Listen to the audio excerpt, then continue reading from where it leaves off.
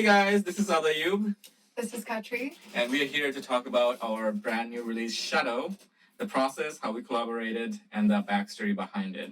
So today, our brand new track, Shadow, which is out right now via VRTN, which is my record label.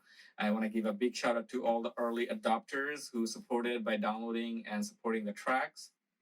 Big shout out to those who you know who you are. And we are going to talk about how this particular piece of music came into this world. So, do you want to start or should I start? You can go. Always gets me excited. So, let's get started. So, first of all, I met Amanda last year, and I had no idea that she has the skills or capability of singing. So, one day she was actually tuning her guitar when she moved back here in Toronto after driving for 7 days from Seattle, and she started singing Lana Del Rey. Blew my mind, and I said, like, you know what? This is the perfect time. We have the time and resources to actually work on, a track that you're gonna sing on it. And then we sat down in my studio right here, and we started the process of writing Shadow.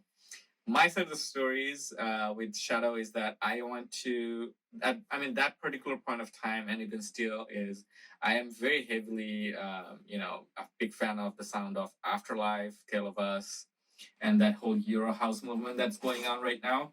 And I want to bring that with my take on it, and that's where I came up with, the Shadow. How you get this massive riff that during the drop it kind of has that kind of same feel to it, but also I wanted to make sure that my fans who are loyal, that has been with me for the last 10 years, to kind of have that kind of relation to it. So made it a little bit super trancy, but also have that techno side of the things that I've been digging. And that's what I gave Shadow a life. But I also tried to uplift the vocals so that it has its own spotlight, so that, my track wasn't overpowering her, and that's how I kind of took the liberty to kind of interpret my side of things. But what about you? Uh, in terms of writing the lyrics and songwriting process, how was your experience with Shadow? So I definitely wanted to tell a story with Shadow. The lyrics, you guys can all interpret them the way that you want, but when I was writing them, it had to do with how the pandemic has been affecting people, and I wanted to bring awareness to mental health and how specifically how the pandemic is affecting live performers who, feel like they don't have a voice anymore because they can't perform, they can't show people their art, they can't sing to an audience anymore. So, of course, they're being affected negatively by the pandemic.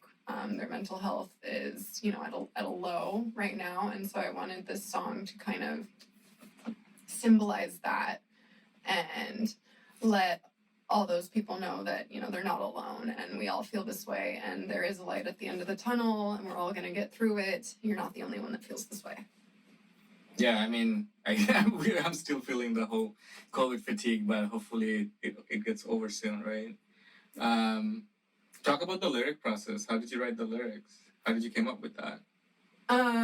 Well, first I tried to dig through my my notebook of dozens of half-written songs and poetry that I've written in the past, and nothing was really feeling like that was what I wanted to go with for a collaboration. So I decided to just write something fresh, and it just kind of came to me. We had to make a few changes, obviously, but it just kind of all came out at once.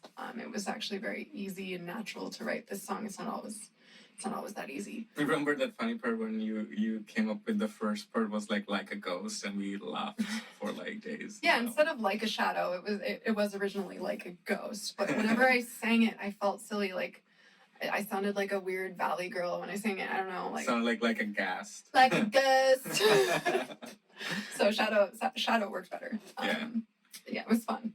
Yeah, I feel like we have a really cool synergy when it comes to even songwriting process. I try to get involved as much I can, but I also try to give any kind of singers that I've produced so far with collaboration. I try to give them that space because I don't want to come off too controlling.